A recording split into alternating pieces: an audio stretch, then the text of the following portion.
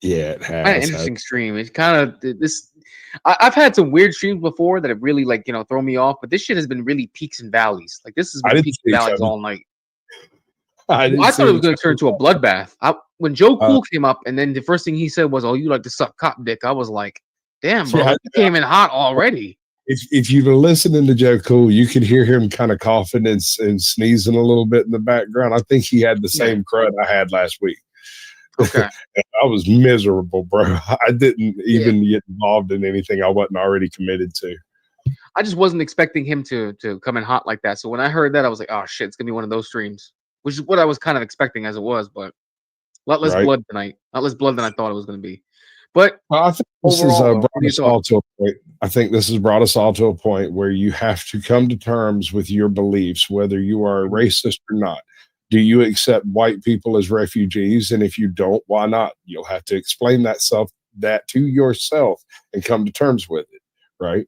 This is what it's exposing in the media is the anti-white sentiment that's been going on in everything for the past handful of years.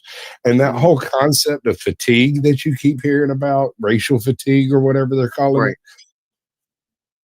it, that is a very odd perception, right? Because this has been going on since what, the mid 80s? It kind of started up lightly, 90s for sure. Things had started going in a certain like affirmative action kind of way, and it's just kind of ballooned from there. I Mhm. mean, laws are laws, and you have to abide by the laws of the land. But when it comes to refugees, the laws are pretty clear. I'm unsure whether or not the South Africans have any right to resettle here. They're half a globe away. Mhm. But if they do it by the proper processes, I don't have a problem with it. I get that. If the Venezuelans do it by the proper processes, I don't have a problem with it. If the Pakistanis or Palestinians or anyone else does it through the proper channels, more power to them. That's where I Yeah. stand. So it's really weird to me that it becomes an immediate racial issue and it's not a geographic issue, because the issue truly is geographic and not racial. Mhm. That's true. Because otherwise, we would have heard this uproar when we had a bunch of Ukrainians coming in a couple years ago, which we Right. didn't. We didn't have this issue. We did not. The only thing we had a problem with was why are we giving money to Ukraine? It did not have the same issue. Surprisingly, because like I said before, anyone can fact check me on this. I mean, I never bothered reading the CBS article, but I have it in the chamber just in case. We've got about 500,000, just over 500,000 Ukrainians here right now. Just no one's complained about them, and either way, in either Yeah. way. And So, okay, like I said, if they came through appropriate channels, then more power to them. right. God bless them and the land they came to. Great. I don't see the With that problem. being, go ahead. No, no, I'm done. I'm done. I'm Caucasian Sasquatch and I'm out. Sasquatch, thank you for coming through, bro. As always, appreciate you, man. All right, y'all. That's pretty much it. Big ups to everybody who came through. Appreciate y'all for showing love. Big ups to the panel. We had actually a pretty good sized panel tonight. We almost had a full panel. I will be going over to Orthodox's next stream whenever he gets it set up. I'm assuming that he's got it set up now. This was fun. Definitely one for the books. This was a very interesting, kind of an odd night, but I had a little bit of a hiatus, so I needed to get myself back in the flow of streaming again. So definitely this was enjoyable. I will drop this link in the chat for you guys if you want to continue to join the conversation. If you want another link that you can go to, another channel, another stream you want to watch, I just dropped it in the chat. That's where Muslim guys or Orthodox guys channel will be. He's going to be having a stream. With that being said, y'all, I want to thank everybody who decided to come out tonight once again. And for everybody who's watching, please, if you get a chance, if you like the content, and if you want to keep on watching, consider being a subscriber to my channel or to my Twitter, which is also Jay's Hot Topics, and my Rumble, which is also Jay's Hot Topics. And yeah, guys, I'll try to stream again tomorrow. But that being said, y'all, it's good. It's good to be back. Deuces.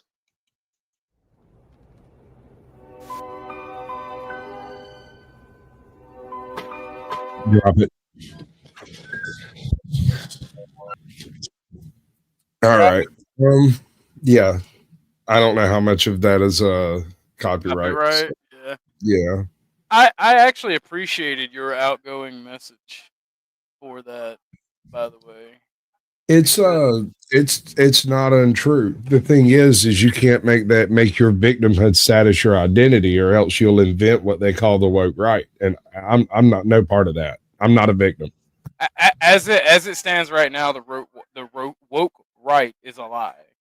But you are Yeah, correct. no, it's invented. It's entirely manufactured. It's a couple of words that were put together specifically to apply to the people who were Biden, Kamala Harris supporters who did not vote for Biden and Kamala Harris. Instead, they voted for Trump Based solely on economic issues. based on economic issues, mid 90s liberal policies. Yes. Yeah. Which I guess is conservative now. I don't know. I've kind of lost track of that type of thing. Well, Jay. Well, get to tomorrow's conservative is today's liberal. So, well, I mean, you're not wrong. I mean, the concept of being conservative in the first place is trying to limit the amount of change and progress that's taking place, because progress isn't always good. Look at California. Most progressive state in the union, also has the most debt and the most federal funding. So, and a single block party state, like they vote straight down ticket, and there is no chance of a Republican breaking out in there. Mm-hmm. Well, I mean, I feel like Reagan with amnesty helped that out a lot. Reagan did a lot for the country, in my opinion. Well, Reagan did do a lot, and specifically what he did was increase the number of electoral votes for California. And I think he did it on purpose. He was governor of California for a while there, wasn't he? Yes, I believe so.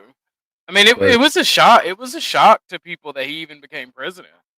On conservatives and liberals, because nobody thought an actor from Hollywood would ever be able to become president. You know, if Arnold Schwarzenegger was an American citizen from birth, he might be a president. You know.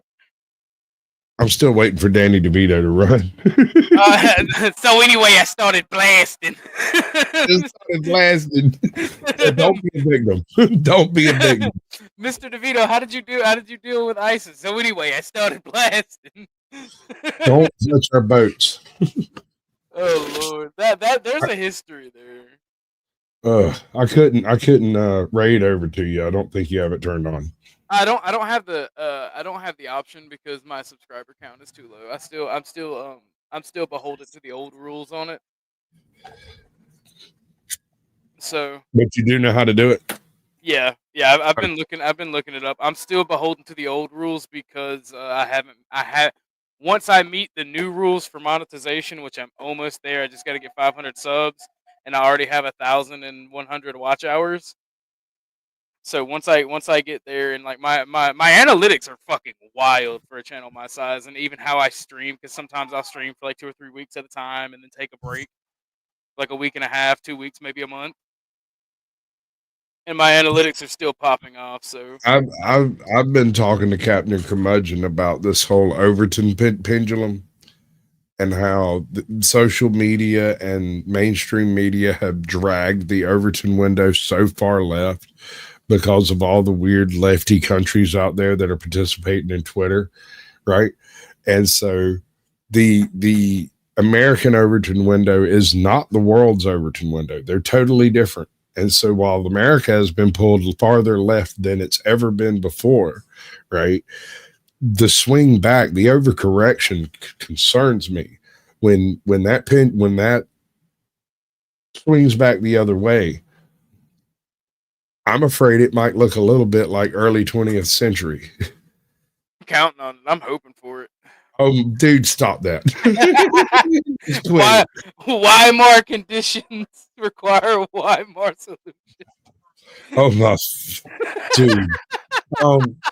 I mean, can't we just go with the manifest destiny concept? We don't have to. This time the world. Manifest destiny too. This time the world. Me, Pinky, and the Brain have a lot in common, is all I'm saying. Well, I mean, like honestly, we joke as Americans. We joke about the Weimar stuff. People on my side do. But an American version of that would literally be based on the Constitution. It wouldn't be as you've seen a la Germany or France or Europe, because they're naturally subservient to kings. We have independent citizens who are used to their freedoms and used to their own, like, be able to have self determination. And that's something that you cannot get rid of in the American spirit. You're not wrong. So I mean, I don't know how.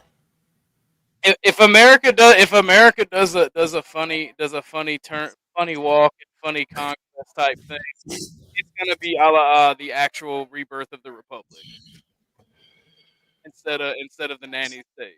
And that's actually what I want, because I'm a Second Amendment absolutist.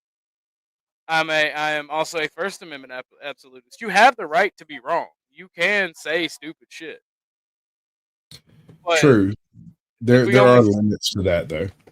well, yeah. I mean, you can't yell fire in a movie theater. You can't say Well, no, things. you can. You just have to accept the consequences of doing so. It is. If there's a fire, then are totally justified. However, if there is not a fire, then you are causing panic, and that is against the law to Well, cause panic. It's not well, that, necessarily that you scream fire. That's not the problem. It's the panic that ensues. the physical and financial harm that is caused by your actions, and when people talk about consequences, if that's what they meant when they say consequences, I would absolutely agree. But by and large, Yeah, most people I are talking about feelings. yeah, well, they're talking about, I should be able to assault you over words, or I should be able to cost you your job over words. No, you should not. If freedom of speech had those type of consequences, it would by definition not be freedom of speech. Now, Right. It if you might be cause trouble.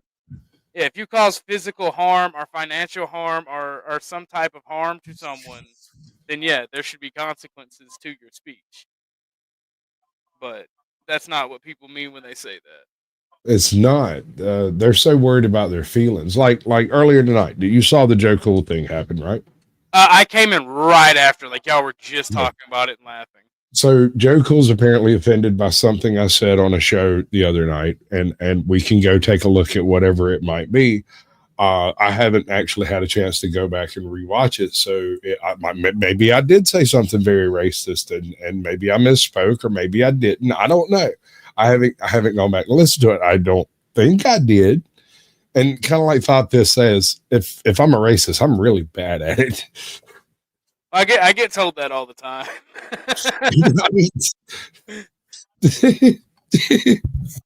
I just have I just have respect for my fellow man. Like, that's what people don't understand. It's that you can't do anything in this world without having a level of decency and respect for the average man and for the people you run into. You have to show everyone a level of respect, and that's just how I operate. But yeah, we can go back and look at it. What video was it? Hold on, I'm trying to dig it up right now. I've dumped a whole bunch of crap out the past few days. I ain't even joking. Like, hell, that bit tonight's one of the best things I've had happen to me in a minute. Oh, dude, I had fun last night messing with Kev. He was like, bitch, if you fuck with Kev, I'm gonna fuck with you. I was like, damn, all right, calm down. I don't know why he was unreasonably hating on fucking Armored MMA. I don't know why. I don't either. Let's Oh, see. that All right, shit, here, that shit was no, cool. this bit right here. All right. Back it up just another hair. All right. Present arms. Alrighty. Make a grave for the unknown soldier. Here we go. Skadoosh. All right. So this is the blast radius, which takes place on Sunday evenings at 8 p.m. Eastern. And it's basically a political punditry show where we go and pick apart whatever happens to be in the news, or whatever tickles our pickle, whatever, right? We both bring a few little stories. We both talk about different stuff, and whatever sticks to the wall is what we do. This particular show, one of the discussions has to do with Shiloh. What's her name? Shiloh Hendrix. Hendrix. And this part of the show was actually lifted from another show where Pierce Morgan is trying to basically race bait some people into saying the word so that somebody else will freak out. And that's what we're going over, not the actual Shiloh incident. This is them talking about the Shiloh incident. Now, I'm unsure what it is in here that triggered Joe Cool. I'd really like to know specifically, but all I can do is go over it and take a look, and maybe me and you can decide how racist I am. As the most racist man on YouTube, I will give you a judgment. All right. All right. So did y'all so you talking about him trying to race bait? Did y'all comment on the reaction of the gentleman without her even saying it? I know, actually, like I said, we weren't actually covering the Shiloh incident. We were covering some other people that were. Yeah, on Pierce Morgan. The gentleman's reaction on the panel without her even. Yeah. We get into that too. It's hilarious. All right, bet. Let's go. Can't even discuss it, really.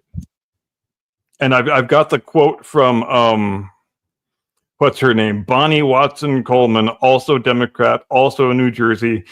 Here is her quote. Yeah, how ridiculous does that sound about the body slamming? There are 200-pound guys. They've got about 35 pounds saying lying too. If you see, and also bad thing. And then Frederica Whitfield highlights that is manufactured for this purpose because it's right here. All right. Here we go. All right. Let's see if we got the setup, because if I said something inappropriate, it'll be in the setup, I guarantee you. Conspiracy that managed to get cooked up in under 24 hours. It was really brilliant. What an effort. Yeah. I'm impressed. I mean, really. All right. So, we have another bit of madness that took place. This is going to take a little bit longer to get through because I haven't actually watched the interview. I just went and plugged it out. This happened. Now, how much of this did you watch? I've seen all of it. Okay, so you want to set the scene on this? This chick is the in question. The blonde woman who is fourth from the left is I've never heard of her before, but apparently she's some kind of openly racist podcaster. I mean, she can't be a YouTuber, I wouldn't think, because YouTube probably wouldn't let her say things like that, but she is unapologetic about freely and openly using the unspeakable word that nobody is allowed to use unless they're black, and we all know what word that is. And I think this whole panel really was designed, I think, for Pierce Morgan to try and get her to say the word on the air so that these two black guys could just convulse in terror and anger. And you want to talk about performative outrage? We're about to see some heaping helpings of it right here. So, like, this first bit is her response to a question. Nobody does. Why are Jewish people allowed to be tribal? Why are black people allowed to be tribal? But as soon as white people stand up for themselves, we're labeled a racist. And by the way, you call people racist when you want them to stop talking about things. No, I called you a racist because you admitted you were racist. Hang on. I called, just to be clear, I called you a racist because you openly, proudly admitted you're a racist. So it wasn't a question of exposing you or pointing my finger or trying to get this out of you. You proudly sat there, bold as brass, and said, yeah, I use the N-word all the time against black people. I'm a racist and I'm proud of it. That's what you did. Racism is just having a preference. I prefer not to live around black people. I prefer not to live in a country where white people in our country are disproportionately attacked by black people. Where in my country, you can have an Austin Metcalf where he asks a guy to leave and he gets stabbed in the heart. I prefer that. That's a preference. Now, what a real racist is, in my opinion, is seeing someone as less human. I'm a Christian. I believe everyone's created in God's image. So I don't see anyone as less human. But that doesn't mean I'm not allowed to have a preference and say, I don't like what happens to be coming out of this community or that community. How is that a bad thing? How is that not just a preference? Because you've literally made black people sound lesser humans. You don't want to live. What did she just say? What's the difference between people being tribal? Is all I really heard. Well, the point she was making is that she doesn't see people as less than human, and he turns around and says you make them sound less than human. Yeah, true. I don't get the argument here. He's just having a normie brain response to the word racism. Okay. That's all. Get around them. You wouldn't happen to be willing to read some stuff directly into a statement that was never actually said, would you, Pierce? Not you. Say it ain't so. Well, the entire normie. He didn't even address the. Oh shit! I can't. When you're on panel playing something where you're speaking, I can't tell if it's you speaking or you actually playing the video. Holy shit! It's so fucking weird. The inflection never changes. It's fucking wild, and I get tricked every damn time. My plans are working perfectly. Next, I will start changing your light bulbs while you're not looking. Oh, I'm sorry, Lou. Let's play the video. My bad. The substance of what she had just said, which I don't have any problem with. People should be allowed to have preferences, including racial preferences. People of other races are allowed to have racial affinities and not be called race. It's only one racial group that is not allowed to express any sort of in-group affinity, and that's outrageous and wrong, and we should be able to say it's outrageous and wrong. Yeah, I mean, freedom of speech comes with consequences. You have freedom of speech and a freedom to, accept those consequences. Yes, freedom of speech doesn't only apply to fashionable things that we like. In fact, the only reason you need to protect speech is for unpopular speech. Exactly right. That is why free speech protections exist. It is for the people with the worst, most outrageous, most abhorrent, most indefensible views. If you're not willing to stand up for that guy's right to speak his mind in the way he sees fit, then do not call yourself a free speech believer, because you are not one. Amen, brother. You want to use the M word in relation to them, a word that causes that community unbelievable effects.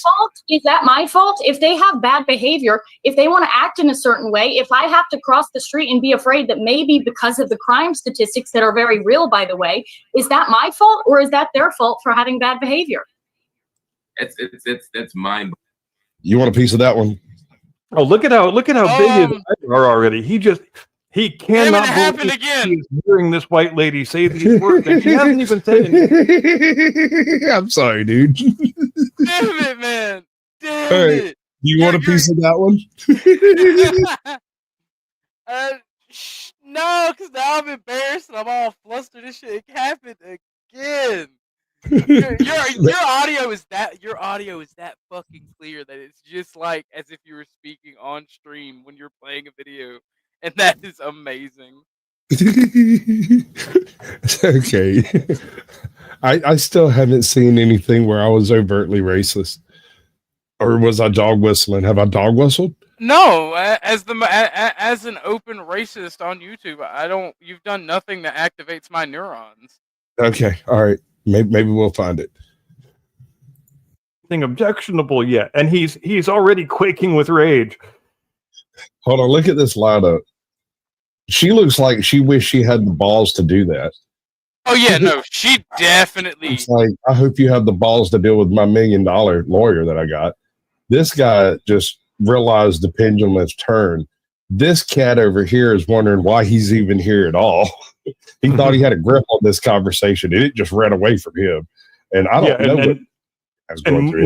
Mark Lamont Hill, the guy in the middle, he is just planning his performative tantrum at this point, and it's coming soon. Don't most people put a diploma behind them? He has a thing for his fraternity, Kappa Alpha Psi. Oh, and he's got a YouTube button plaque back there too. He's very proud of his YouTube views. Is that what that is? Okay. Yeah, I think that's what that is. I'm pretty sure.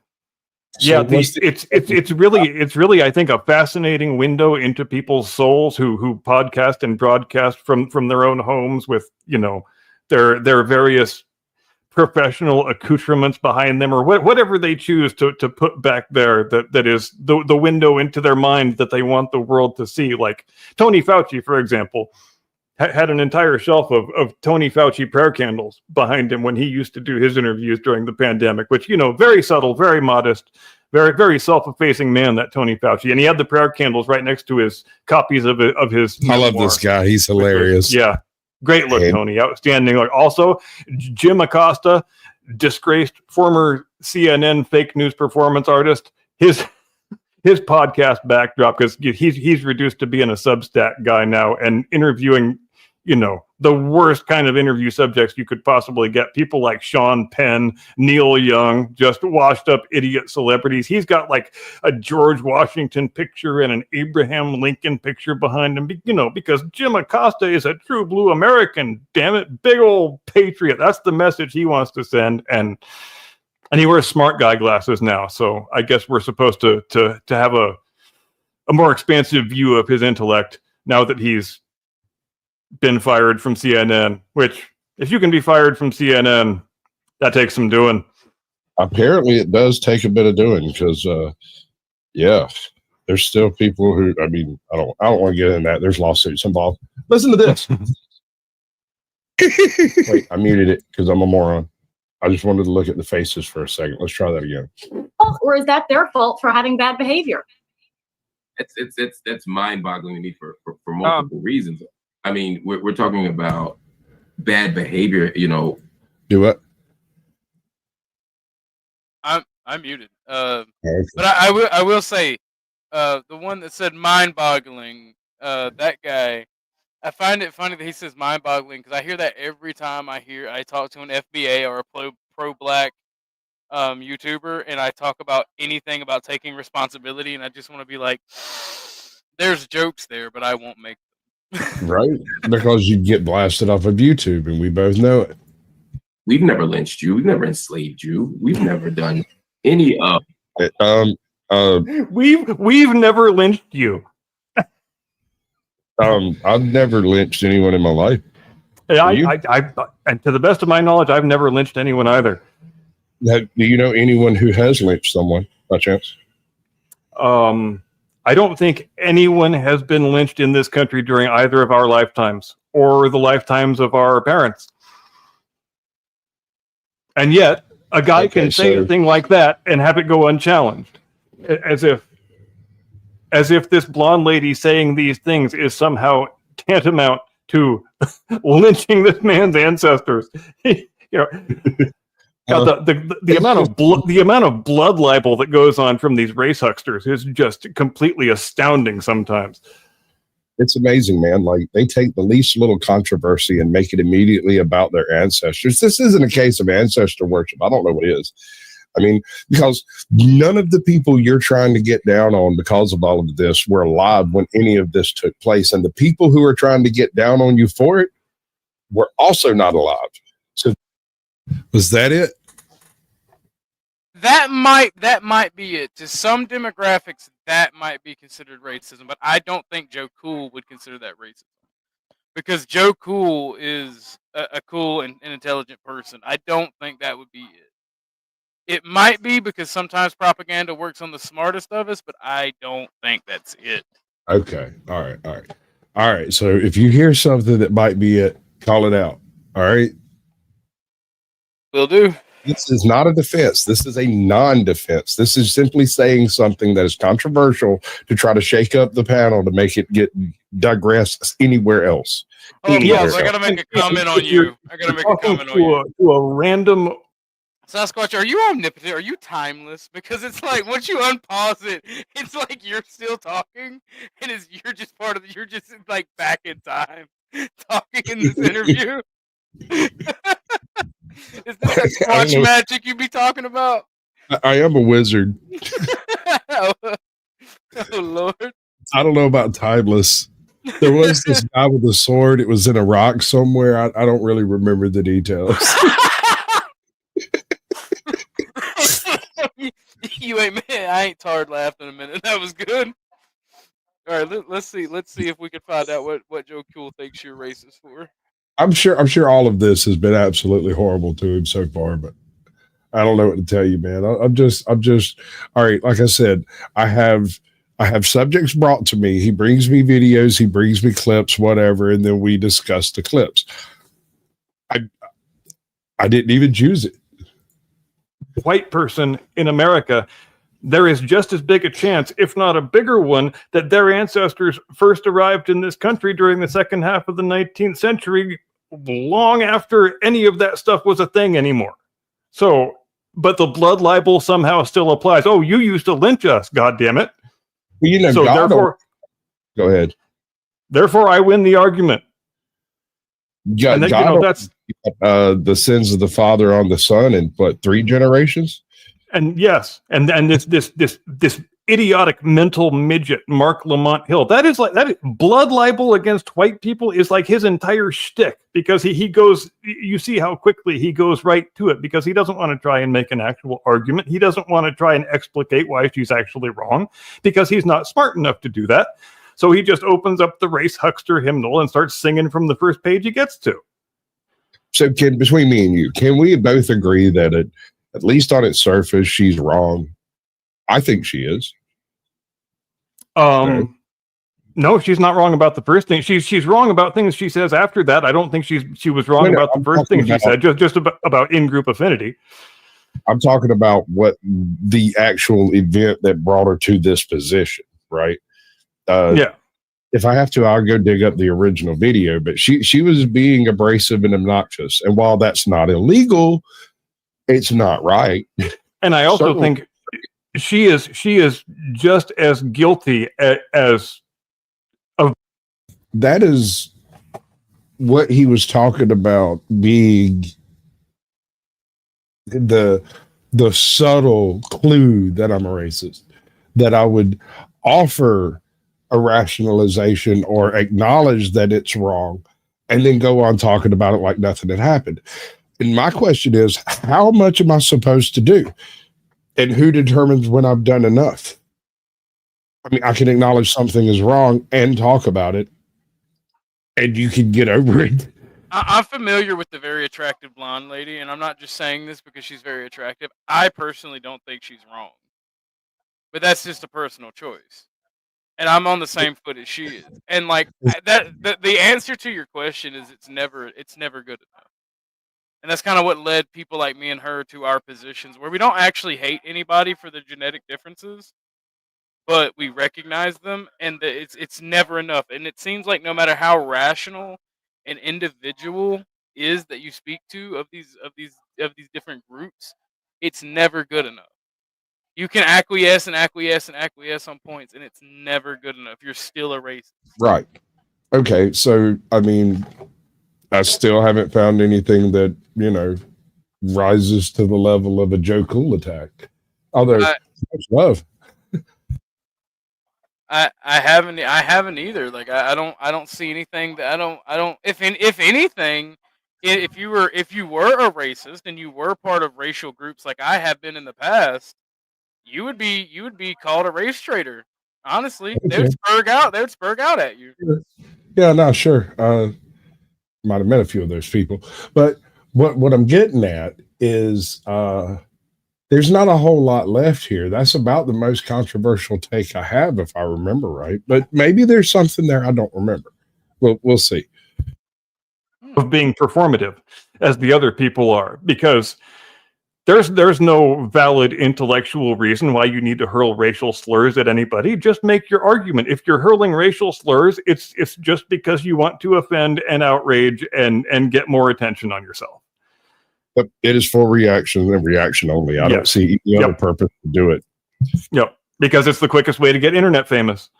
Well, aside from cutting your balls off. Or, that White House fiasco that happened with Clinton that may or may not. I did not have sexual relations with that. I did not have sexual relations with that woman. He's good. And I'll wave my finger at you and tell it to you again. Well, it depends on what the definition of is. And it has to be said, even though he gets mocked for that so much, he was not making an invalid point when he said that, because the question he was asked very inartfully, because he was asked, is there a sexual relationship between you and Miss Lewinsky? And he quite reasonably replied, well, is means right now, so no, you didn't ask me if there used to be. So Be more precise with your questions if you don't want answers like that, is the moral of that story. As an observation, that is exactly the logic that got me arrested and charged with 19 felonies. Jesus Christ. The game warden asked me if there was anything illegal in the car, and I was not in the car. And I looked him straight in his eyes and said, "No, sir." And then when he realized why I had lied, I hadn't lied, but he was trying to tell me I lied. I was like, "No, I can't help it if you didn't ask the right questions." After that, the cuffs were too tight and there wasn't enough room. If you catch me.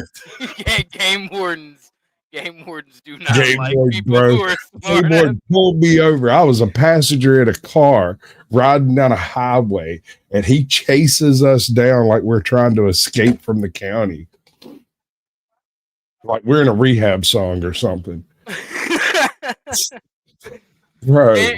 Game wardens are super cops, man. Yeah, dude, they are beyond the pale. 19 felonies, bro.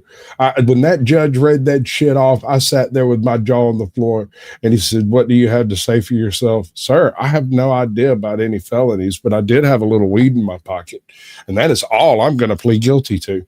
So everything, if it's coming down like this, we're going to trial.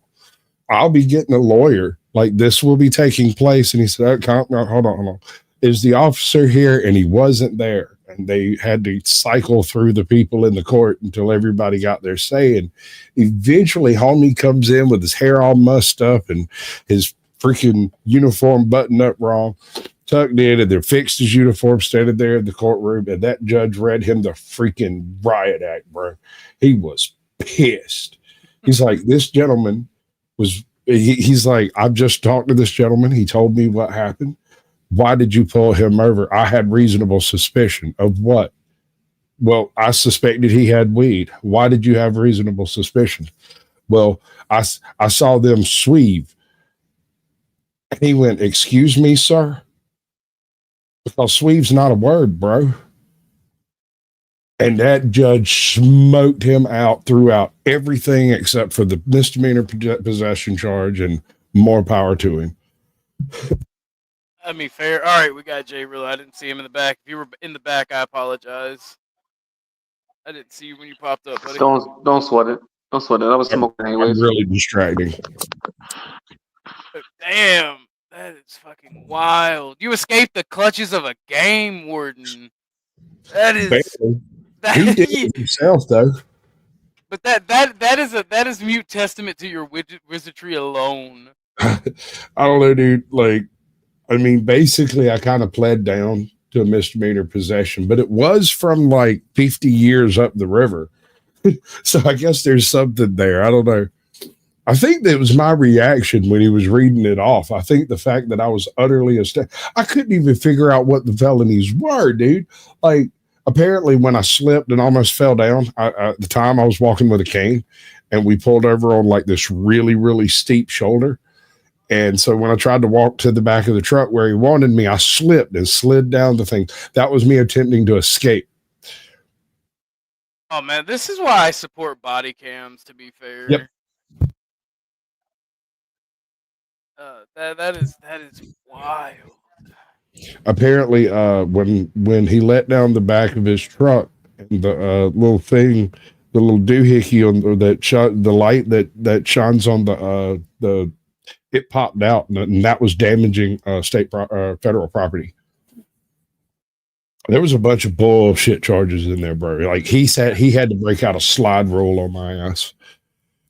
Aren't game wardens that weird classification where they're like a duality of state and federal? They are federal, bro. They are full blown federal.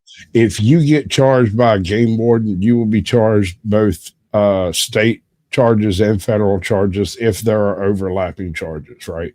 Now, you can't be convicted for both on both, but if the state fails to press those charges, the federal can push to instate them on a federal basis. But for the most part, they only really deal with felonies. And that's why it was so pissy that he was in there with my ass on a misdemeanor and couldn't explain why he decided to pull that car over. Damn, that's wild. Because Now, I can tell you why he pulled me over. I know why he pulled me over. why did he pull you over? Because he saw me at a place that once sold weed. I mean, technically, that would be probable cause. Right. If it could be, but he couldn't even remember why he pulled me over. He couldn't tell anybody anything. He was basically in there looking like he just had a bender. He looked still drunk from the night before, you know? I mean, yeah. then again, as a game warden, his ass probably was out all night and probably stone cold sober. Well, I mean, yeah, he was probably gang stalking somebody for shining, or right, or corn feed hunting. How long ago did this happen? Oh, this was many moons ago. This was 2005, 7 maybe. I don't know. I'd have to go check, but it was no, that's not true. That car is a 2005, so it would have been 2011 or so. Yeah. What's up, Woody? What's up, Woody? But I just find it amazing that you escaped from the perilous clutches of a game warden. That is, yeah, no, I get that a lot from different people. Often, Drug Task Force will bring in game wardens to get federal clearance, and let the game wardens actually do the knocking open and stuff, and that way it comes in on federal instead of state. see, my great grandfather was a game warden, and we have a bunch of like written papers and stuff from him, and like his conviction rate was like 90. Not his conviction rate, but whatever he did, like whenever he arrested somebody, them going to prison was like 90%. Like it was fucking wild. I tell people my great grandfather was a trapper because he was a fur trapper as well as a game warden. So this is just crazy. Oh, that is wild. So what we were doing was going over the show that Joey was freaking out about and trying to figure out at what point in time I was racist. Yeah, as the most racist man on YouTube right now, I don't see anything that you've done that would make me go, yes, this guy, one of us. I don't see it. Like I don't. I mean, the only thing I can think of is that you didn't criticize it. Well, I did. That's all. I started the whole conversation with a look at just on its surface. She was wrong. You shouldn't do this to people, especially in public. Whatever you do in the privacy of your own home, you can do whatever the hell you want. I don't care. As long as it don't bother me, be fine. Right.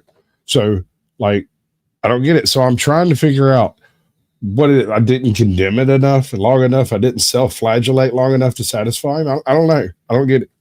I tend to, by the way, I tend to agree with you. If you're out in the public and randomly act obnoxious and hurl racial slurs, that's one thing. But if you're being defensive in an argument, it's also another. It depends on how the two people are engaging with one another. If they're both being obnoxious and arguing and either party hurls racial slurs, I think that becomes okay, but that's not even the case for this one. Is that what you're saying? Like, yeah. I mean, if it has more than a 40% chance of becoming an actual physical altercation because you're in each other's face yelling, it pretty much should be left up to they were going to fight anyway, and they were going to say shit anyway. So when it comes to things like hate speech and hate crimes and stuff like that, it's important to remember that for the most part, these things are already illegal. You don't have to have additional laws to make them more illegal. They're already illegal. It's called a modifier, isn't it? Well, in speech, there are things called fighting words, right? And it's basically like, if I start talking trash about your mama right in front of God and everybody, and you don't like it, there's personal combat states. Georgia's one of them where you can just throw down in the middle of the street. There ain't no law against it. Now, you can't cause harm and damage and block traffic and all of that stuff. There's laws against all of that. But as far as just having a good old fashioned fist fight, they're not supposed to touch you. Well, I mean, also though, because of fighting words and the way it's written, is if you're the aggressor in a fighting words type of thing, you can't claim self-defense. So if you hurt Right. somebody really badly, even if you're attacked, which I think is dumb, even if you're That's the term, attacked, mutual combat state. That's the word I was looking for.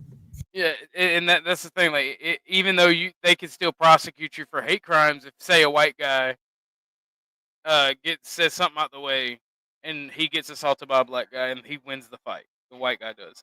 He can still get charged for certain things under the way the law works. And I mean, personally, if there's a fight, I don't think anybody should be able to be charged for anything, because words are not tantamount to assault. They're not physical violence. I mean, we should fall back to the common sense of sticks and stones, bro. Like, but that's just where we're at as a country. Because you mentioned on that's Jay's just where we're channel, at. you mentioned on Jay's channel how the anti-whiteness of society is kind of leading to this fatigue and these issues, which I don't think is. I think is going to make Joe Cool call you more racist. By the way.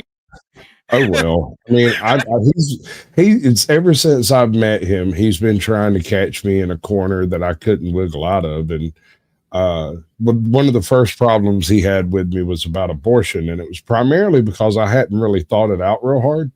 You know, I'd never game theoried that conversation, and so I really didn't have a ready answer for him, and I hadn't really thought about it. And that's what I told him.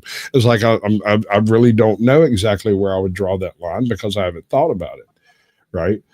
And so after a few months later, he finally came back up on panel, and he was like, "Oh, damn, I thought I'd pissed you off." And I was like, "Nah, man, I was just left confused by how angry you got when I didn't have a ready answer for you, but I do now." And he's like, "All right, well, tell me," and I did, and he thought he called it being a little greasy or slimy or whatever. And it comes down to this: people, if you kill a person, that's murder, right? And so you have to make a determination at what point it's a person.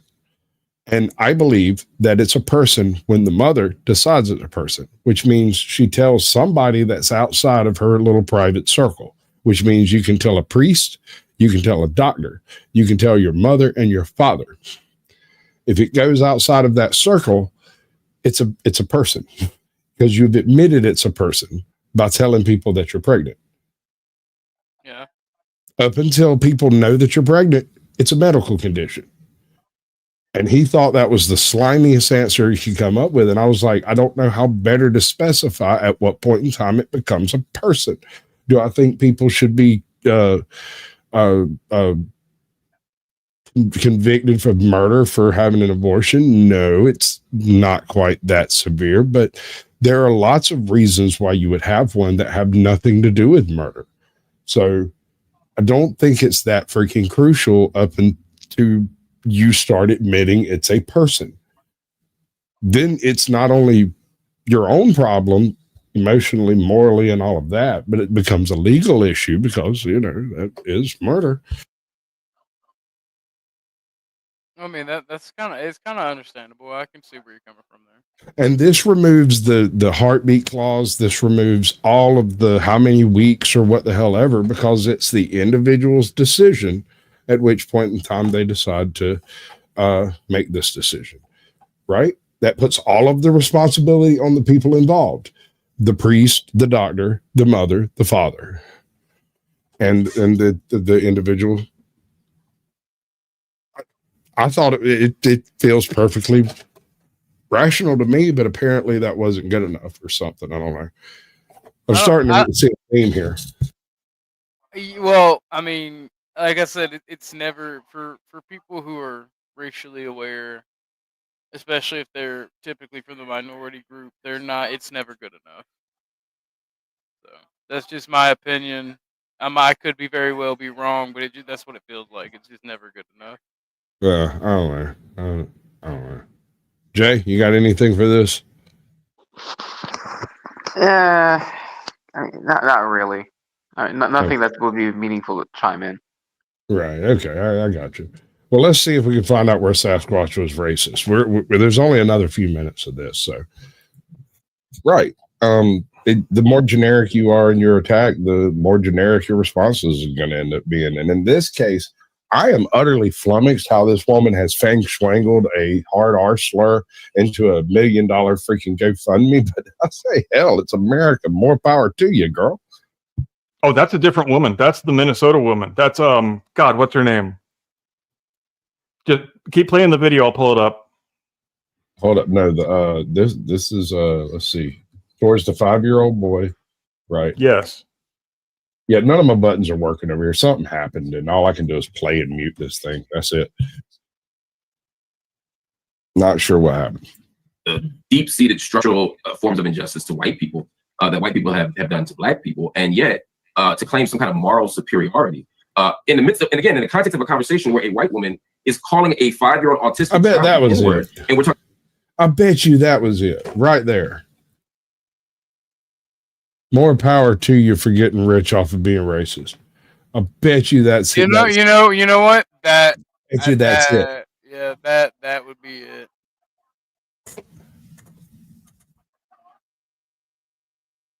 I mean, why not? Everyone else is gonna grift.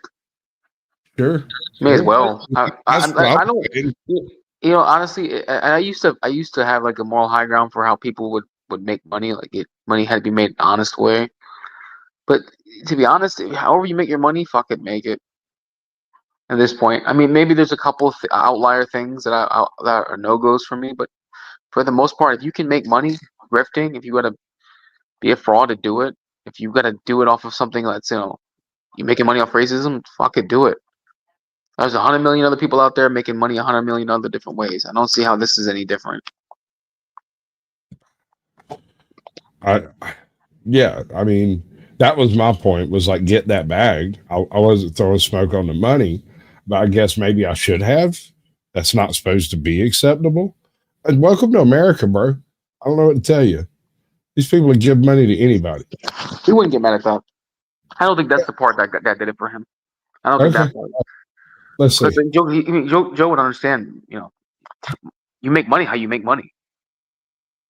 Okay. So that's a no-go there. Okay.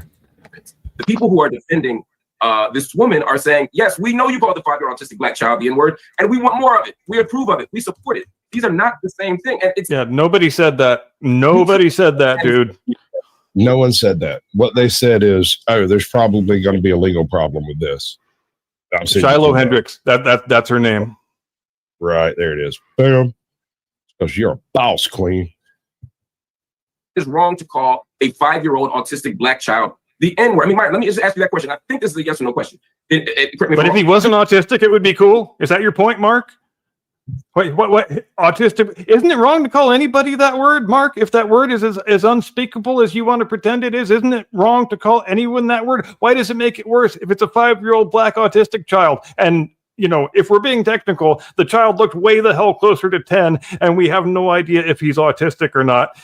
And why is a Somalian child sex offender sitting in a park with a camera anyway? Nobody wants to ask that question. I mean,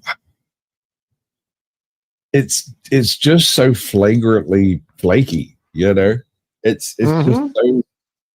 No, man, I don't know what to make of all of it. You know what? Well, I think ultimately the fact that Shiloh Hendricks has started a GoFundMe and there's, I don't know, upwards of $1 million in it now. I think more than anything, it is a reaction. It is a manifestation of people's outrage about the Austin Metcalf case, where a kid got stabbed in the heart and the murderer is being portrayed as the victim, and he got a brand new house and car out of the deal.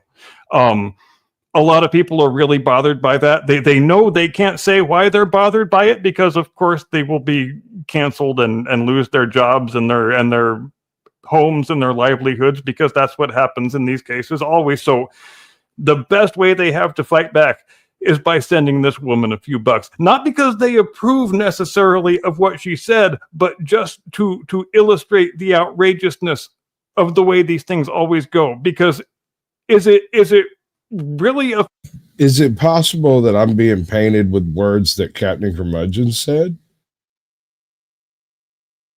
Did Captain Curmudgeon say? Because I don't know that YouTube channel. He's an absolute savage, dude. He's hilarious. He does one of the best intro monologues I've ever seen. So I firmly, and it's very reminiscent of an early Dennis Miller monologue, but different. But yeah, you should check him out. He's I I've been streaming with him every Sunday for freaking almost 3 years now. If you want to drop the link in the back chat, I'll post it in the chat. You guys in like season 3 of the Blast Radius now? Yes, well, we don't really break it into seasons. It's just episodes, and I don't know. I guess you could call this season 2 because we did like a 2-year stint straight. Jay was part of it. Midlife Bro Logic was part of it for a minute. I'm trying to find somebody to take the second chair so I could just be producer, but nobody sticks. You know what I'm saying? It's got to fit. I can start coming back again if you need help with that. I can start coming back. Well, I mean, I'm just you're a good fit for it if you've got the time and you're willing to do it. You know, that kind of stuff. I'm not trying to insinuate myself into anybody's week, but if somebody's down for doing it and they've got that certain something, I mean, y'all's interactions back and forth leave me just sitting back here eating fucking popcorn. It's great. But anyway, is it possible I'm being painted with Captain Curmudgeon's brush?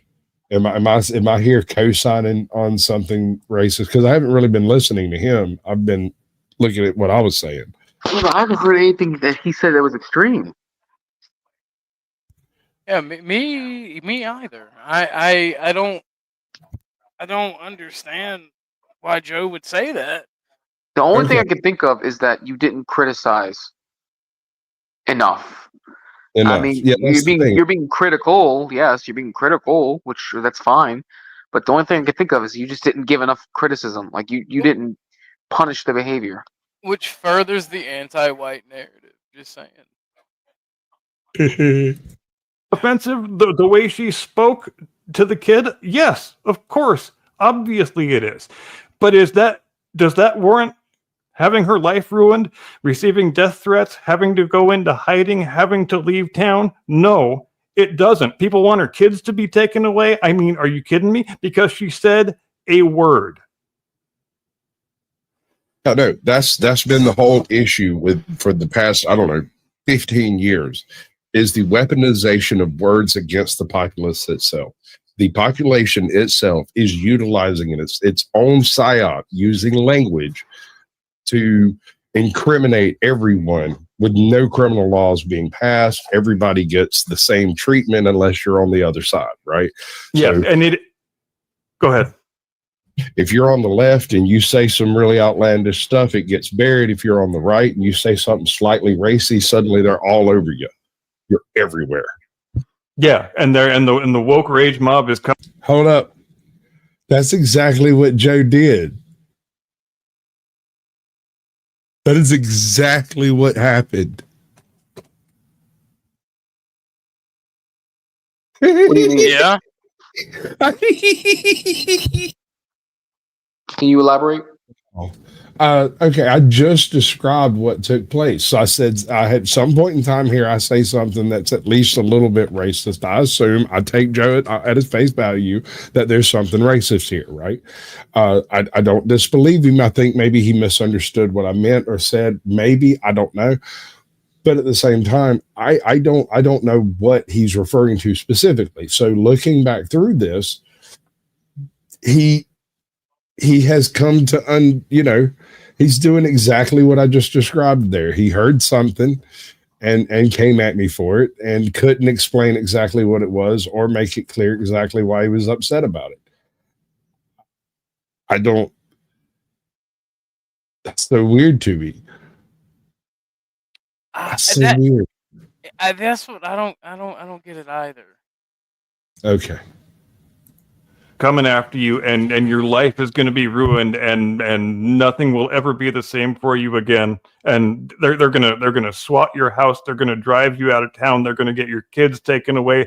Every single bad thing they can do to you, simply for uttering a 2-syllable word, they will do it. And they think they are totally morally in the right for doing it. They think saying a certain word is actually the equivalent of violent physical acts or criminal acts. They really think that. They even think saying a certain word is justifiable cause for a person to be harmed or killed. And that's madness.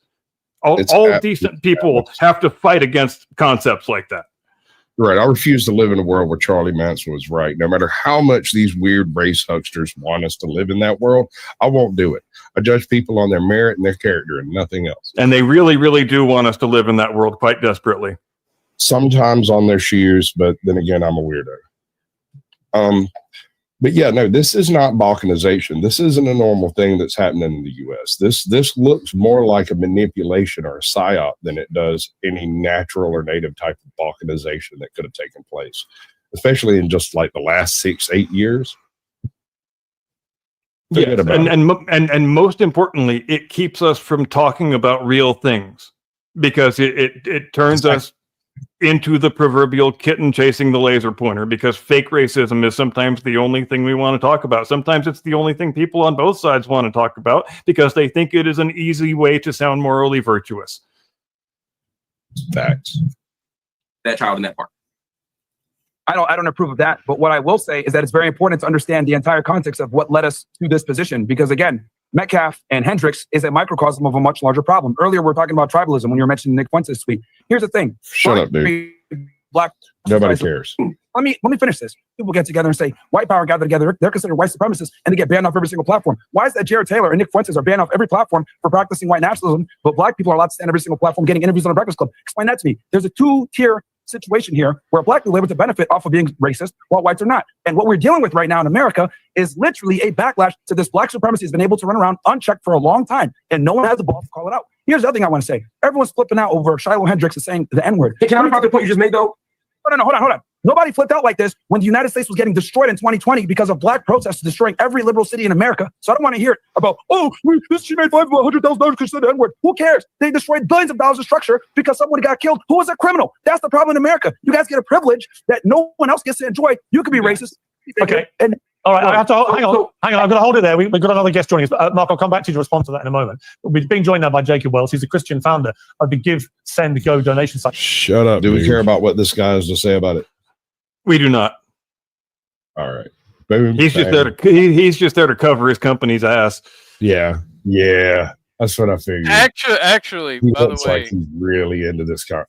This what he says and his actions further the anti-white narrative, because if you pay attention to what his company did for an entire month and a half, they let the worst of the worst comment and say horrible things about white people. But when white people started doing it on Shiloh's within I think it was within a week, maybe within 2, they shut down the comments. It further tweets down that there's a 2-tiered system. So,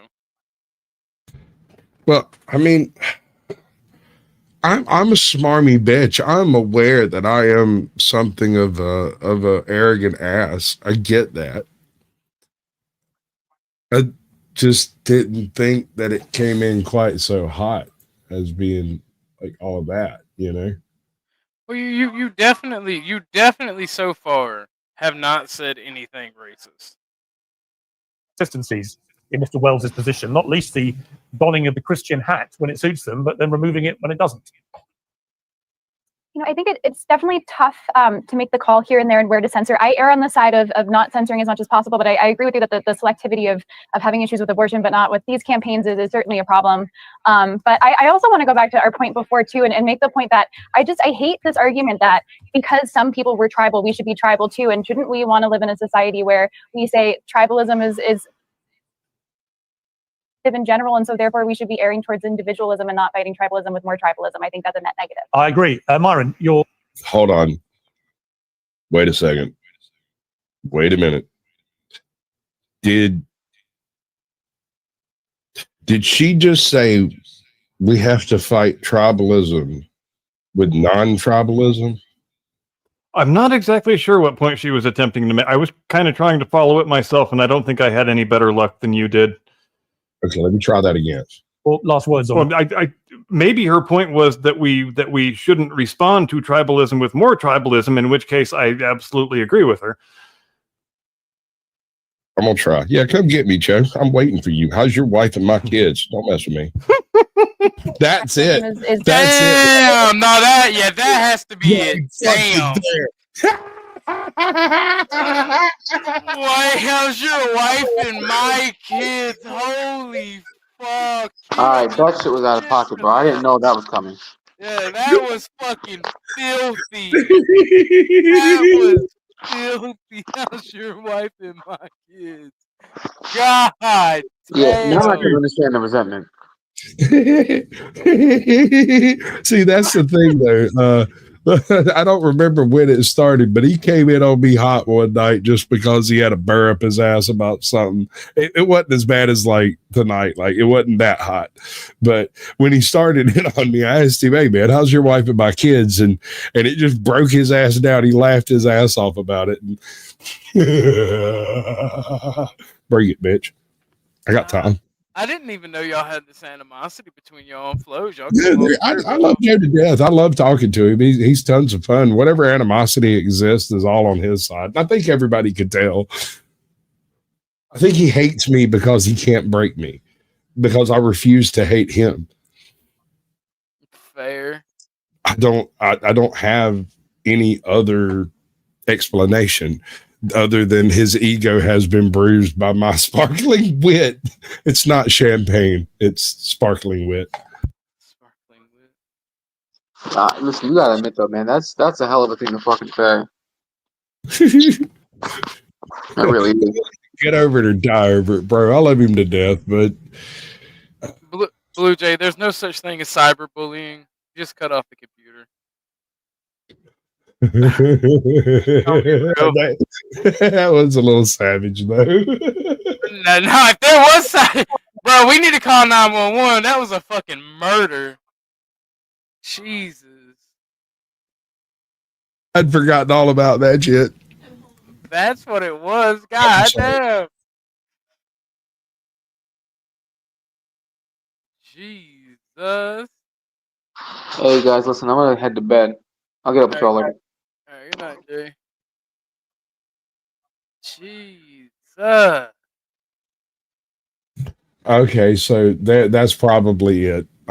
Just for completeness' sake, let's finish this bit, and I think that's it.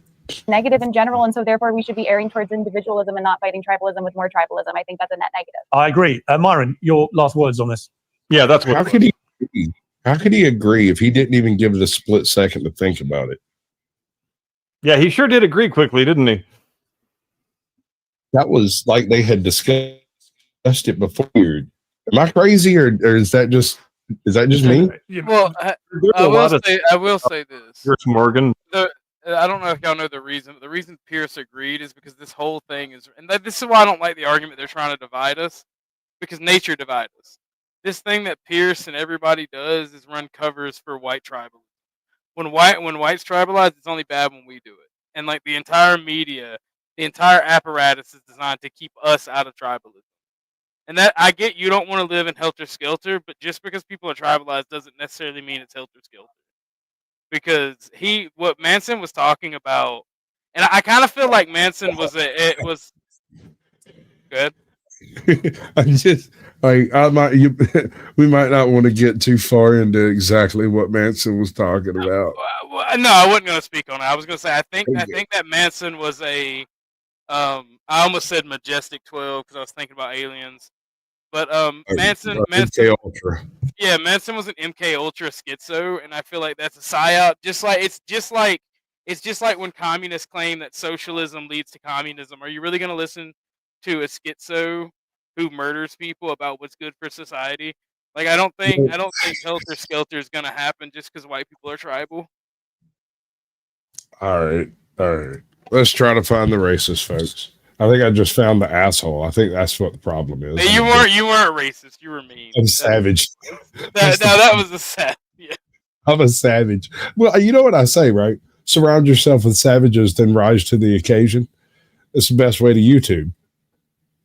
Fair, yeah, fair. That really annoy me, especially when he tries to have insights into American society and culture that he simply does not have. But if there is anything he's good at, he's good at making compelling television. putting panels together who are likely to blow up in noxious outrage at one another in a 50 megaton nuclear bomb of hatred. And look at Mark Lamont Hill. He's just getting ready to blow, man. You can see the steam coming out of his ears already. He told me he was coming for me. I told him, come on, I'll make him some barbecue. Damn. Jesus Christ. Now I get it. All right. It ain't racist shit. It's me and you shit. That's good. That's good. I like that. That'll work. I can work with that. Racist is just the only handle he can throw on me because I'm white. That's it. Yeah, I do think you're onto something there with that. I forgot all about that line. Damn, I need to stop that. He's mad. He's mad that he was specifically brought on this program so he could freak out real good. And every time he's tried to work up a good head of steam, Mr. Fresh and Fit over here just catch him. Well, I think he's unaccustomed to being on a panel without any of his own fellow travelers on it. So he's not getting the reflexive agreement and affirmation that he is accustomed normally to getting, and it's obviously upsetting him. Absolutely, I think so. Okay.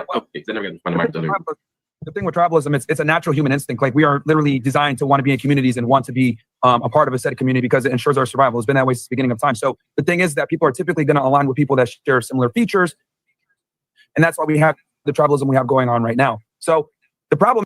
She knows she has lost this whole conversation, and he has taken it. She's just letting this happen because it's like watching a freaking road act. I know the girl who's running all over.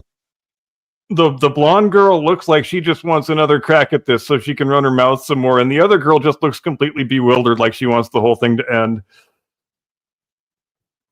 I do not. And look at Mark Lamont Hill. That steam is still building up. He's just waiting to blow his top. Oh, it's so great when he starts really he starts gyrating with rage so hard it actually shakes his camera like there's an earthquake happening in his house. It's freaking great. And it's just him pitching a 4-year-old fit. Let's do it. Yes. Going to go anywhere. I think the problem is that we've had this penting up for literally decades, and this has been a response to it. You have people that are coming out and supporting someone who you guys might deem as a terrible racist, but I think it's also very important to understand how we got here, because if we're going to look at the smaller problem, we can't look at the bigger problem. It's what I said before, unchecked systemic. All right, Mark Lamont Hill, your last words on this. This repeated use of the word, I think, first of all, I want to just register that as offensive, particularly someone who doesn't identify as a member of that community and who is not, right? I think that's incredibly offensive. Did you see that reaction? Hold up. That was beautiful, bro. Oh my God. Okay. So he's going to establish his foundation on the offensive-ness of a given word. Then he's going to say the word, and he can do that because he's black, but they mute it. Here comes the genius of Piers Morgan. I mean, genius in the Jerry Springer kind of sense.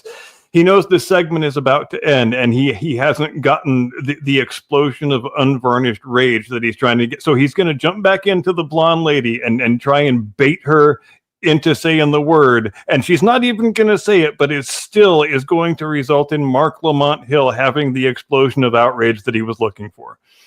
Absolutely. I can see it building. Identify as a member of that community who is not, right? I think that's incredibly. I'm the definition of African American. I'm the definition of African American. And troublesome, as a Sudanese American or an outsider who's using African American in a very technical term, the same way that Elon Musk is an African American, I think it is a bit disingenuous. But the bigger issue here, I think, is that this idea. Hold on, wait. We are cherry picking parties.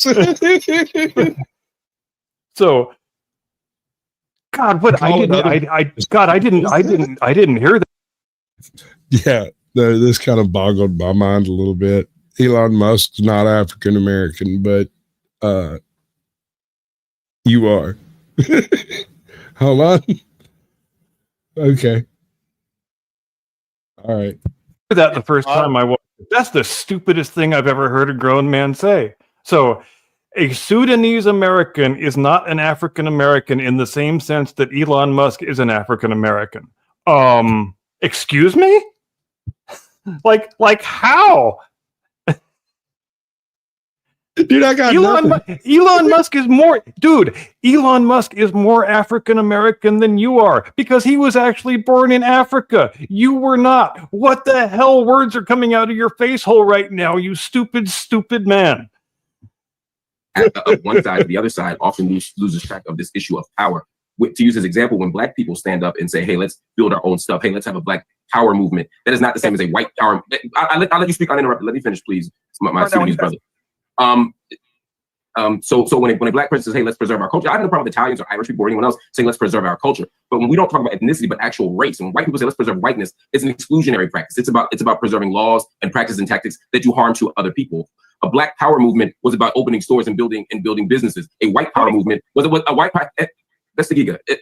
A white power movement was about something very, very, very, very different. A white power movement included lynchings and included Ku Klux Klan, etc. So let's not pretend that these are opposite sides of the same coin. White people say, "Let's save our country," even using language of our country. When Black people built this thing, when you say that, you're talking about forcing people out of the country. You're talking about laws that discriminate. You're talking about doing harm to people. Let's not pretend these are the same thing. Just like these GoFundMe campaigns are not the same thing. I'm okay if everybody gets out of the GoFundMe industrial complex. I'd love that. But let's not pretend that supporting someone for a fair trial is the same thing as supporting a grown white woman berating and calling the N-word to a 5-year-old autistic Black child. And the fact that everyone in here can't be unanimous again, that I totally agree. Exactly how I totally agree. I'm going to go to Lily Gadd. He's so hung up on the 5-year-old Black autistic thing. Like he thinks those adjectives bolster his point of view somehow, and they just make him sound like a dumbass. So at this point, when I'm streaming, there is a ass tearing thunderstorm blowing through outside. Like it's coming down like a cow pissing on a flat rock. It was bad about a week or two ago. Yeah, it was savage out there that night. I mean, I was really worried I wasn't gonna be able to finish the stream. Does it be like that sometimes? He's so caught up on his own linguistic. Well, and he's so caught up in his. Not to mention the fact that, worst of all, this man is drawing a direct moral equivalence between saying a word and stabbing a person fatally in the heart. He just did that. Okay. So hold on. I want to back up and get a grip on part of this. He's also saying that the concept behind a Black power movement is substantively different than a white power movement. And I do not agree with that on its surface, but when you get down to the brass tacks of the things that have occurred in history associated with the two concepts, there is a difference. I mean, there's a bona fide history in one of these sectors. There's no history to associate with the other. Although, except perhaps with the Black Panthers, the worst of the Black Panthers back in the 60s and 70s, and the worst excesses of BLM at the start of this decade. And people would say something about bad apples on that particular tree. Of course, yeah, they would. Whatever. Okay, sure, whatever. It's bad apples in the other tree too, but I say we kind of both want to be Americans. We can do this, right? That gets my vote. Amen, brother. Gaddis, and just ask you one more time. I mean, you've been so unashamedly proud of being a racist today, proud of using them whenever you feel like it. You've had a bit of time to think about this. Is that how you want people to leave this panel debate? We're thinking of you as a disgusting racist? I don't really care what people think about me. As long as you care about what people think about you, you have no power and you lose your country. What I care about is freedom of speech. And if you're not allowed to say the most offensive things in this country, you do not have freedom of speech. I don't care what anybody says. So that's the main crux of this situation. That's what I care about with this situation. It is, we have lived for far too long in a country where you can have your life destroyed. And people say, oh, she doesn't need this money. Her life's destroyed, by the way. She'll never be able to get another job. She's got children to have to support. And I don't want to live in a country where you can say an inappropriate, rude thing, which, by the way, Black people can say things to white people all the time and they never get canceled. There's no backlashing about this. I want to live in a country where people are allowed to say what they want unashamedly, and you will go not. On, then say it. Say you the will not. Go on, say the M word. Go on. Hang on. No, here it comes. Pause it real quick. I'm the only. I love that Pierce said that, but this whole woman, you can see on the smile on her face. By the way, she said it before that she was a YouTuber. That's why her YouTube channel got taken away. Like she said it. Yes. And I was wholeheartedly expecting to hear her say it, and I would have laughed my ass off so much. So I want to make a point right here. The only person on this panel who has said anything derogatory is this fellow that's freaking out right now. He dropped a hard RN bomb right in the middle of it. It got muted. And everybody's like, you know, they don't even really respond to it. It seems to piss him off. And then suddenly Pierce asked her to do it. Look at the absolute glee on her face. Yeah, that it made me laugh my ass off when I saw that smile pop up on her face. And the way he just wigs though, like you can see this baby Huey black guy just fucking shaking and screaming. Wild. It's wild. All right. I want to see it. On here. So if she says it, I'm the victim of it. So please don't invite her for ratings to call me the N-word. That's basically what it's going to be. There's a bunch of white people up here. You and one Uncle Tom on the left here, and turn and say the N-word. Because you would not sit here with a Jewish person and say, please use a Jewish slur in front of the Jew. It's ridiculous. I understand you don't have any bad intent, Pierce. I understand what you're trying to do. But we don't know. I hear you. I don't want to invite a racial harm to me. I hear you, and I accept that. Bro. Not even the saying of the word, just the mere idea of the word being said sends him into a spasmodic rage. It's like he loaded him up like a muzzle loader and pulled the trigger, bro. He was like, thunk, thunk, go ahead and say it. Thunk, thunk. Yeah. And he claims to have been harmed by the saying of the word when the word was never even uttered. Actually, that's how he is the only one here that has actually said that word out loud on this podcast that I'm aware of. Yeah, you're absolutely right. So, hypocrite? Wait, I don't own a hippo. And we'll leave it there. Thank you all very much. Damn. Okay. So we found out that Joe's a bitch and that I'm not racist. How about that? I mean, I can't deny that logic. This is going to be great. It'll be epic. Like I said, we can straight up sit down and do exactly the same thing me and homie here just did. Me and you. We'll have a cuddle fest. I'll hug it out. It'll be great. Y'all should definitely rub my pretty hairs. I would watch that. Y'all should do that. It's on my OnlyFans at 9. Blue Jay, all women hate each other, so that's understandable. Well, I was absolutely convinced that there was going to be something there that wasn't a direct personal attack against Joe. Joe, why couldn't he come at me for the shit that I say instead of coming at me for some I'm racist? But that's what he does to people he doesn't like. I don't know. I don't get it.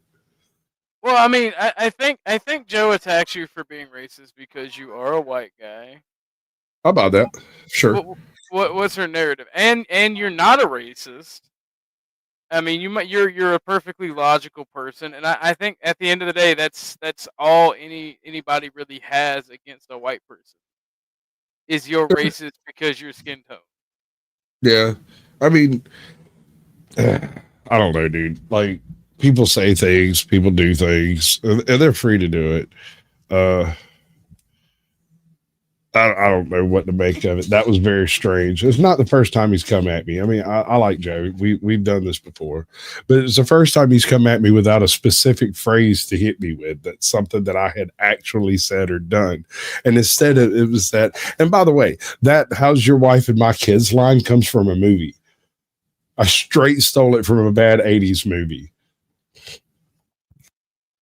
Really? Yes, I can't remember the movie off the top of my head, but it's like it might be The Last Boy Scout, maybe.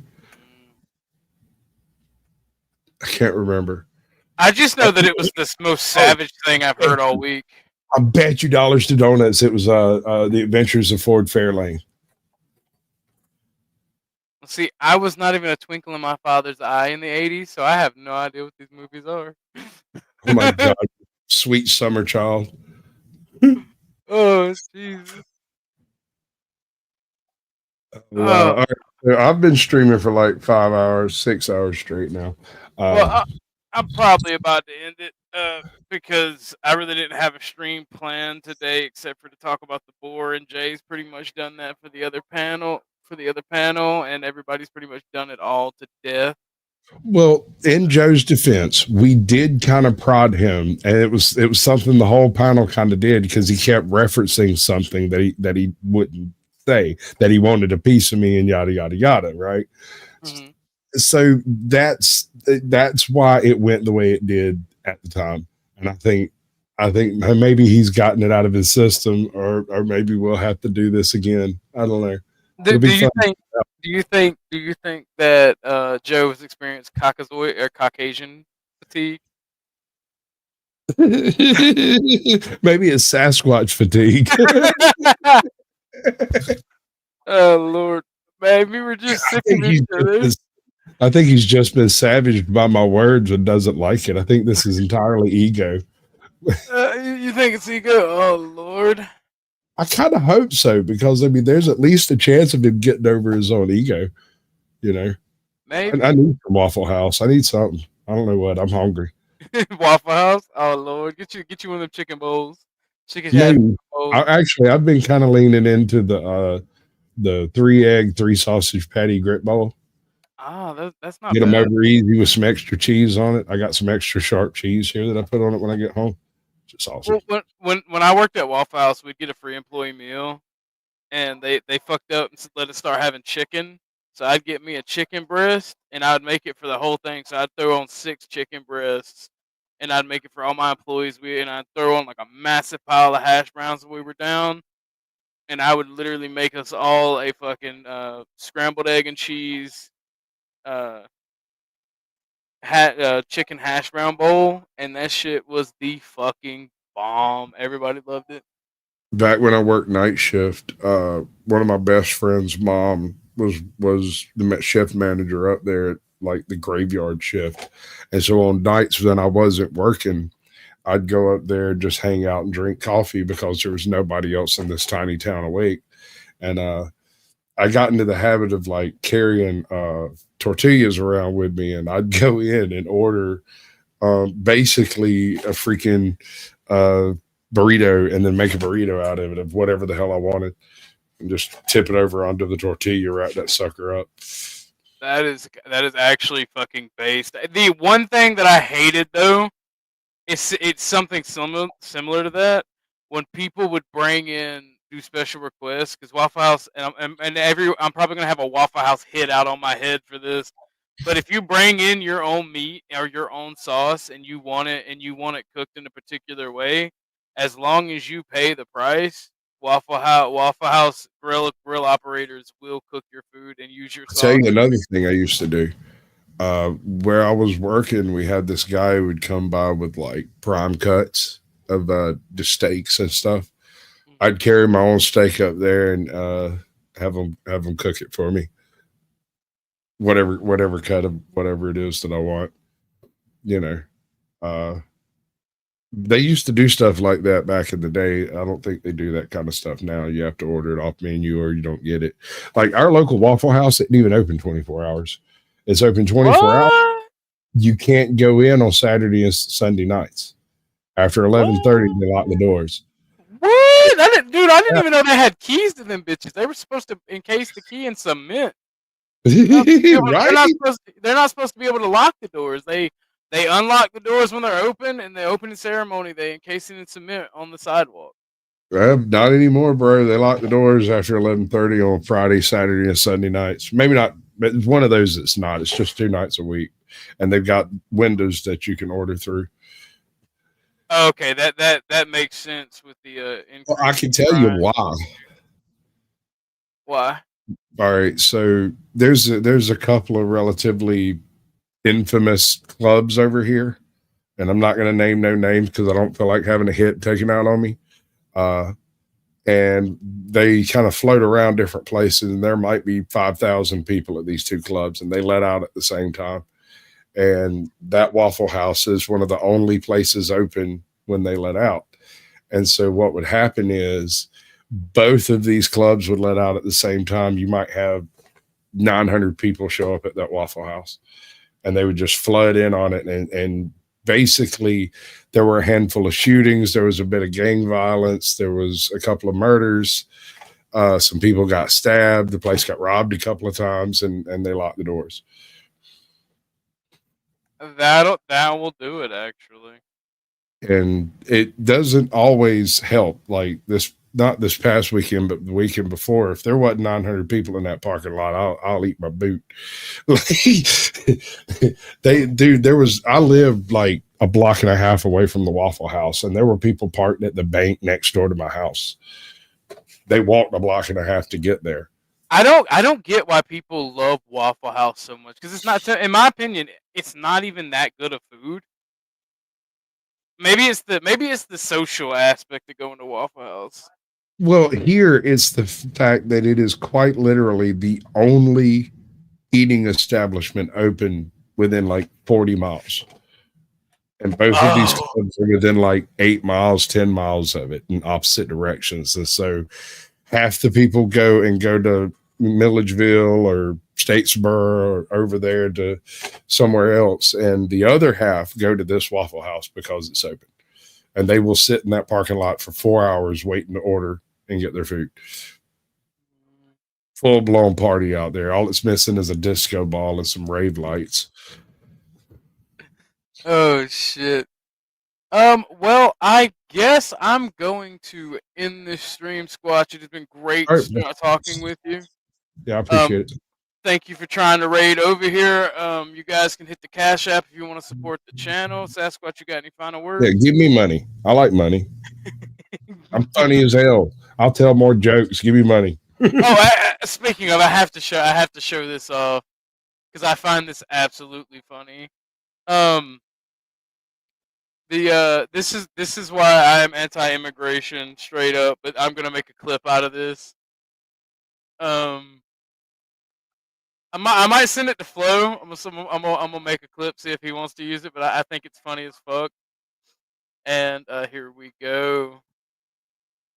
I don't care about the political message, but tell me what you think about what this guy says, just on the humor value alone. I should English I've seen it. You've seen pay for you to have a house. Maybe they give me house, they give me anything I can need. They give me. Just give it. Just give me. I was going to bring this up earlier when we were on Jay's show, and I forgot all about it because it kind of went off the rails. But yeah, no, that if I had written a skit to be a parody of what's going on in England and in the UK, that's what I would have written.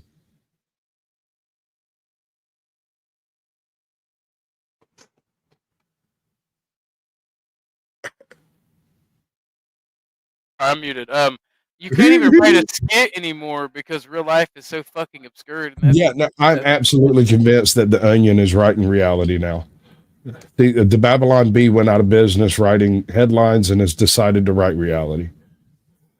Did you guys have you thought that maybe we're living in hell because the CERN Hadron Collider? See, all right, so I have a theory, right? That whole thing was some method of time travel. And I believe that time travel is a self-eradicating paradox because you remove something from the future and place it in the past. You unbalance the stream of time and it spirals off into non-existence. And this is the last madness's gasps of a dying timeline. Donald Trump's president and some white chick just called a kid the hard R and got paid for it. I'm utterly flummoxed by exactly what's taking place in the world. This is a prison planet. Aliens exist and we are their prisoners. Right? I'll buy that. I think South Park had it right though. I think that we're more a reality show for aliens.